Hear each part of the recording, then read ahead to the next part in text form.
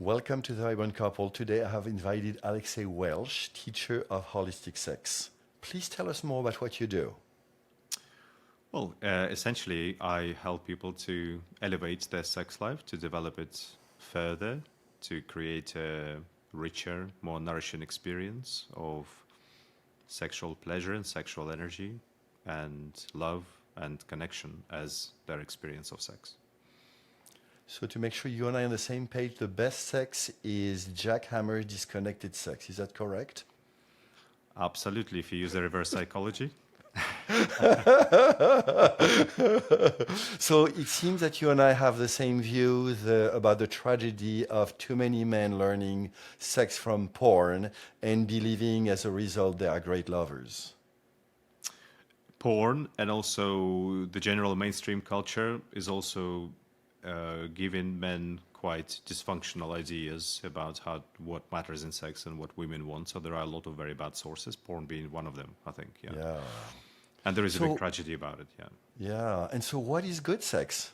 In long-term relationships, actually, we have to be aware that the dynamic is very different, and what becomes how sex works compared to the honeymoon period is completely different. Like in many ways, it's 180 different. One of the things that happens is that people tend to keep having the same sex by inertia after the honeymoon period, and that's when it stops working. That's when they run into all the challenges. I think it's really important to zoom in on what really matters to you as a couple, as a partnership from sex. What can sex give you? What is the actual nutrition from sex? Because if it has hollow nutrition, then people tend to be demotivated and they tend to abandon their sex life. But when it is really feeding you, then people really feel that influx and they feel more driven to maintain their sex life. They feel how much they get from it. So what I encourage people to focus on is how sex is giving you the experience of enrichment with sexual energy, how it brings that sense of aliveness into you and into the couple. That all goes with pleasure automatically. Importantly, that it has to be an experience of love and connection with a partner, and that has to be physical, and it has to be you are living an experience of love and connection in sex. How do you teach men, of course, loving their partner, to learn to read her signals, to have conversations about her pleasure and what brings aliveness and nurturing and nourishment for her? There is typically a function that they're trying to perform to arouse her, so with just particular mechanical stimulation, and specifically to make a woman come. So that's like a function that is, they're trying to perform. In my opinion, that is at the core of dissatisfaction for women, to be treated functionally in a performative way.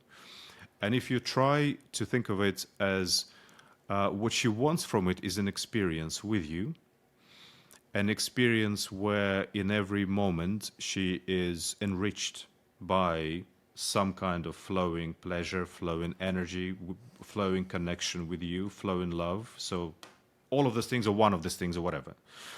And if you just try to think of it as essentially a woman wants to have an experience of connection through sex, apart from all other things. And that leaves a broad enough spectrum that some women like this kind of sex, some women like that kind of sex. But I would say most women don't want you to perform for her body to achieve some kind of a function. They want an experience with you that is something they lived through with you. Do you feel that's like Totally. as a core change of concept? That's how I would describe it. I'm totally on the same page. So, how do you do that? Because most men are so centered on technique, so centered on the belief that it is their cock that creates her orgasm. This is a very radical idea for men to understand. The orgasm is never going to satisfy a woman. So the most you're going to get from an orgasm, you're going to tick off the achievement, and everybody's going to be happy because they've achieved it. The orgasm by itself does not have the components to really give her the fulfillment, the nourishment she needs from sex. So everything I've just described, the experience with you, the experience of connection, the experience of being loved, the experience of flow and pleasure, all that sexual energy is not in the orgasm. It is all outside the orgasm. So first, it's about focusing on everything you're doing through the whole experience. So treat every moment as the creation of that nourishment for her, whatever you're doing, foreplay, intercourse, everything. Secondly, and the orgasms, they can happen from it naturally as an addition. And there can be different orgasmic experiences that happen from it that are bigger and greater than just making her come. But the main value is still going to be in how that whole every moment of that nourished her. The question about the technique, focusing really on the technique, well, you've got to remember that sex, even though it happens physically, it is not just a physical manipulation of the body. So whenever you're using any sexual technique, there is the reality of the body. So the body feels a certain way. If we are doing this, it's not going to be nice. So, and you know, other equivalents. But there are certain parameters. But within that, it's about the feeling that you are investing and you are creating. So within every physical technique, there is a feeling that you are sending with it, whether it's a feeling of desire, that's a good one, the feeling of loving her body, the feeling of just like wanting to give something to her, or just a feeling of connection, you know. If men focus on that, how they're just really loving a woman's body with a good technique, which is also important, and we can't just do whatever. But within that space, when we know a good technique, we then really enjoy the moment and really desire a woman's body, really love her body, and that will communicate very differently to her. It will give her a very different experience that is not going to feel performative. But the problem of performativeness is typically to do with the orgasm. So that's the main thing that needs to change in a man's head, that the greatest outcome of sex is the orgasm. Very difficult idea to understand, but that is important. So between A and B, A is he gives her 57 orgasms in 12 minutes, but she feels empty. And B is she has no orgasm, but she feels connected with him. She feels loved and desired. It seems that B is the better way for most women. Most women will choose B, I believe. If you position the question like this, I believe most women will choose B. Because an orgasm is something she can knock out herself. 57 in 12 minutes. If he can do it for her, she can do it faster. Yep. The other stuff is what is a real experience for her, a real connection, a real life experience with somebody, a real sharing of energy with somebody else and with the world, and that's the stuff that she doesn't have accessible to her, and that goes far deeper. Yeah, because she cannot feel desired and cherished by her dildo or whatever Exactly. toy. Exactly. But the orgasm, she's always going to get faster, more effectively than from a man, from her dildo, from the vibrator. So it seems that understanding that orgasms is something she can do quicker by herself is already a first step to let go of that, stronghold that, it is my cock that creates the orgasm. And then it seems that basically focusing on the play, on being with her, and on the love for her, and the desire for her, and the enjoyment in the moment is what is next to develop. Yes. I mean, we are in danger a little bit of kind of phrasing it in a way that sounds like it's all about emotions and not about sexual pleasure. But that's just to correct that, just to sort of underline that. What we're talking about is a greater experience of sex for her, where in every moment there is sexual pleasure and sexual energy. And I use the word sexual energy because it's actually richer than just the feeling of pleasure. Yeah. And we can, and in every moment, together with that love and desire and connection, there is sexual pleasure and sexual energy. It's all in one. And we are creating an experience where in every moment that is flowing in. So it's not so much kind of the understanding that a woman can get an orgasm better on her own, so you are better used by doing something else. It's more understanding that generally the idea we have created that good sex is an orgasm is a very poor idea in the concept. it's not going to deliver good sex. You can be very good at an orgasm. It doesn't have the power to create good sex for anybody, for a man, for a woman. It's more about understanding that sex is much greater than that. So we're not saying that we shouldn't have orgasms. We're just saying that if you just have this is next to nothing. And while it feels nice and it's one nice intense sensation, there is so much more richness and power to sex and what it can be for you, for your relationship, for your life, if you create a different experience out of it, where essentially sex is a space where you go of very, very rich energy, we could say, like just metaphorically even, where in every moment you're spending time in that garden metaphorically and you are just filling up with it. You are being really fulfilled by it if you're creating good quality sexual energy that flows. And that can do a lot for you. It can be incredibly beautiful, really wonderful, really satisfying, very, very, pleasurable in ways that people often tell me is, like in different dimensions. And that experience is better than just knocking out an orgasm for anybody, for a man, for a woman. So it's more like that's where I'm going with it. Yeah. I fully get it.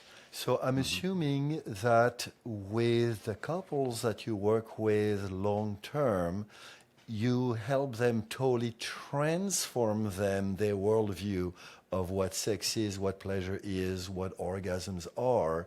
And it's not 2x or 3x the amount of pleasure. This is totally a nuclear explosion, I would say, compared to where they started at. It's also not linear. It's not, we are not Xing it necessarily, Yeah. but we're also diversifying, and there is a spectrum, and there are many beautiful experiences we can have. It's like, think about expanding your taste in music. So it's not necessarily we are listening to louder music, but we are listening to more different music. The pleasure does increase when you have other components there in the moment, when there is presence, there is connection, there is love.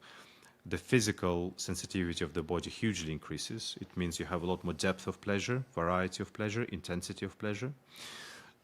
So, yes, the whole experience feels richer on the physical level, but also on the diverse level, but also on the level of kind of nutrition from it and the emotional composition of that. So all of that gets richer at the same time. So it's more like, better in different categories.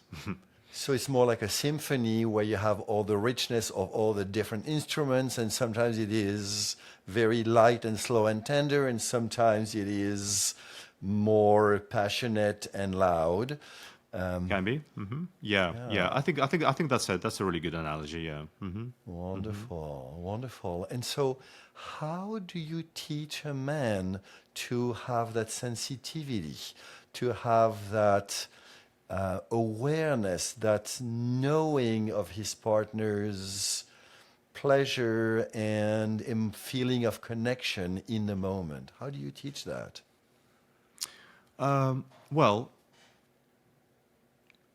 Sex is, like many things, a practice that you develop. So if you were to take up any practice, then you would be moving through the stages of it, essentially. So there are things that I would teach in a different, like in a certain sequence. I think for men, I think men like to start with technique, and that's good. And I think that's an important place to start. We can't stop there, but it is important to start with technique and to counteract many of the myths that men have about just the physical technique, just how the woman's body feels. There are many, many things that need to be changed about that. They're classic. And unless we do that, we can't really talk about anything else because it's just going to feel unpleasant. And then I teach a man to, a man in general, depending on the format that I'm teaching, to really feel confident in the technique first, to understand the woman's body, but then to feel, to enjoy sex with her, to enjoy her body, to enjoy her, to feel things within his technique, what he's doing, what he's creating with it for him, for her, and for him. And then I teach men also to kind of to understand the signals of the woman, to understand how to feel her body, how to perceive her body. Some of it has to do with conversations that you would have with a woman. Not all of it non-verbal. There is a limitation to that. So it's like it kind of, if you build it in the right, if you build the house from the foundation, it's going to be a good one. Yeah. Makes sense. How much of your work is removing barriers, past trauma, past hurt, the impression that, women have been used and abused by too many men, men have been being shamed too often by women. How much of your work is removing those barriers so that the play can be freer and more simple in the moment? I don't tend to work reactively on trauma, individual or collective. It might be useful in some cases, and I simply tend to not take the approach to teach in sex as being basically a therapy for trauma. So while that might be there in some cases, I think what I try to do is I try to inspire people to a different vision of the sex that they can have, regardless of what came before. We know that we live in an imperfect world where many things have happened, but to inspire people to a different vision that sex can be a much more human and connected and rich and loving experience. And if they like that vision, then I will teach them to create it. And if they create that vision, then from what I've seen, a lot of the past trauma and past hurt will wash out with that, that rich and wholesome and human sexual connection and sexual energy that they create. So that, in effect, has a healing effect on that. The barriers that you're talking about, the beliefs that people hold, for me personally, they have more to do with the mindsets. So there is a certain mythology that's been created about sex in the mainstream narrative, about sort of sex should be like this, it should be like that. This is the important things in sex. This is how you do it. So I spent a lot of time removing false beliefs essentially about sex to try to liberate people's experience to feel more. Yeah. So we have the exact same view of not wanting to go into the trauma. It's sometimes capital T, sometimes small t trauma, and it tends to resolve itself when that loving, juicy, pleasurable conversation gets created. I agree. What would be one thing that men could do to be more connected, be knowing her more, being more in sync with her? Well, I believe in the words of a woman, it would sound something like, stop stressing about performance and just be with me. I think that's how a woman would phrase it directly to her lover most of the time. Perfect. And that includes guys with good technique who can still be trying to perform with that technique. Remember that your performance means nothing. It's not a field where performance is awarded. There is nobody with a notepad giving you a mark. There never was anybody. This is not, your performance means nothing. Sex by nature is an experience of being together, feeling connected, sharing something, and that's the only thing that's valuable. And if you do it with a good technique, you can create a more beautiful thing out of it. But if that's not there, it means nothing. That's, I think, the experience for a lot of women. There are many, like it's hard to pick one because there are many. I wouldn't want to say complaints. I wouldn't put them in the same phrasing as complaints to not make men sort of uncomfortable. But there are many things I believe that women would ask for from men to change when it comes to sex. Yeah. So what would be the next one in line after the next one in line? Stop, Okay. stop being performant. Or stop, that, yeah. The next one in line, I believe, is the one that really needs to be addressed, even though it's difficult, which is stop just stressing about making me come. Stop thinking that, like, for me, good sex is when you make me come. And I say this in full knowledge that there are a lot of women who behave like that is what they need from sex. And I Yeah. believe that women are under the same amount of pressure from the media and everybody else, that this is what sex is about. And I believe that deep down they know that that's not it. But sometimes it's maybe just not knowing that there is another reality. Sometimes it's being convinced. Sometimes it is almost political, like, make it fair.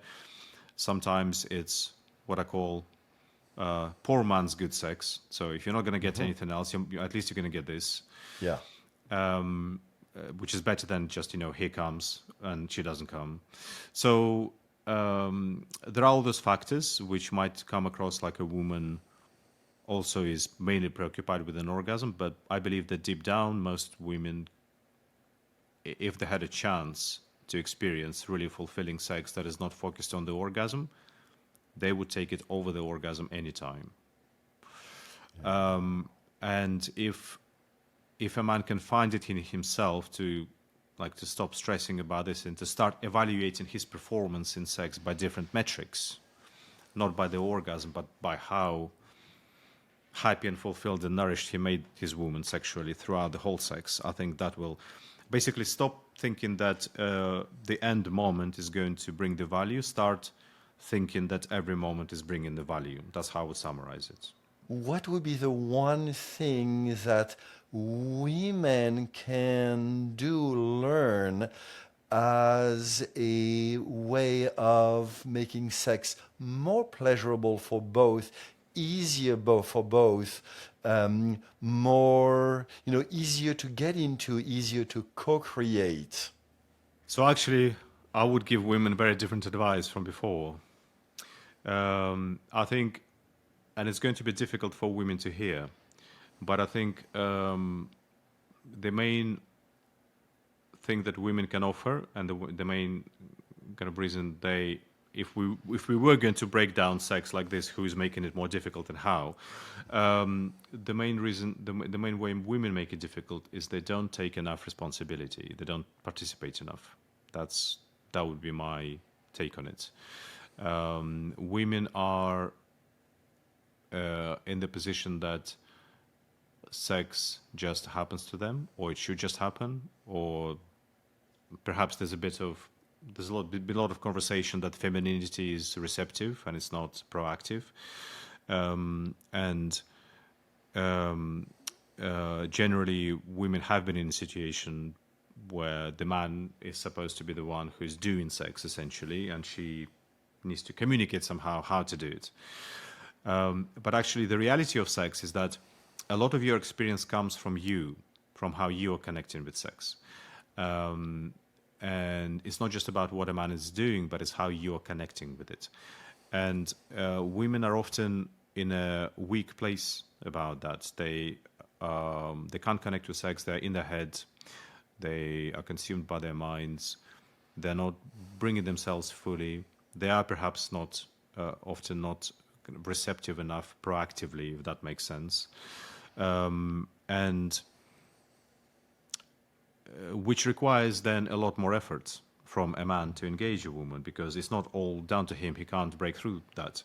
It needs her engaging with her own experience better. That takes a real intentional effort to connect with my experience, to be in your body, to be with your feelings, to really work out how to come out of your head and to really be in this experience, to learn to feel more, to not just expect to feel more from an external source, but to learn to feel more.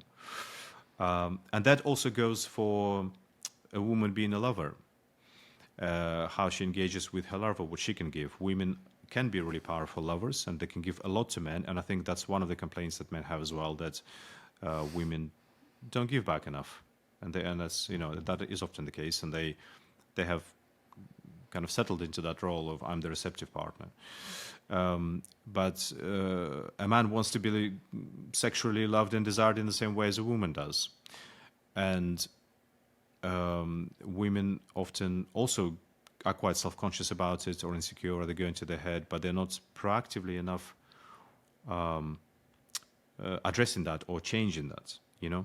And actually, if you learn to connect with your experience, with the sexual energy in you, with your own feeling, with your enjoyment, then you can be a lover from that place as well, and a really powerful lover. So for women, I believe their main challenge is to connect more with their own experience, but take it as their own responsibility, their own journey, something they own to do, and it's not going to come from a man being more masculine or more powerful or more dominant, or some mood, you know, falling onto her, but this becoming a sexual skill. If I understand well, what you are recommending is that women learn to take responsibility both about their resistance to sex and about their own enjoyment, their own pleasure, their own nurturing of sex.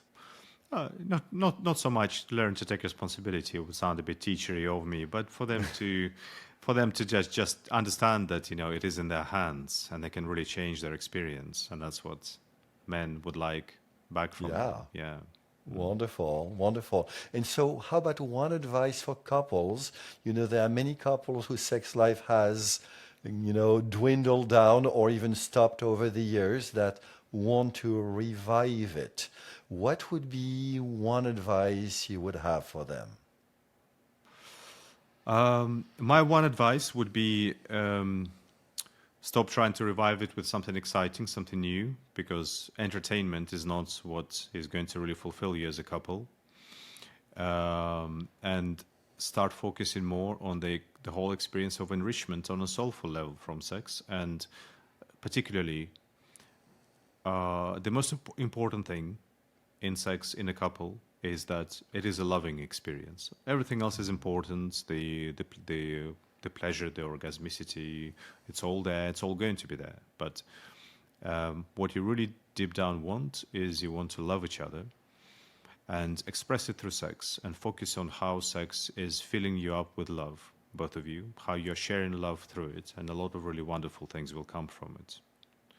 Focus on this as the core of your sex life. Well, Alexey, that was a wonderful conversation, and I'm so in line with you with sex is about expressing love through a shared moment together. And I really love how you talk about enrichment and nurturing. Keep up the good work. Thank you. Here are a few videos of Alexey's YouTube channel, and here are a few of mine. Please hit the like button below and subscribe so you can be notified when I publish new juicy content. And please share with all you believe would benefit. I look forward to seeing you very soon.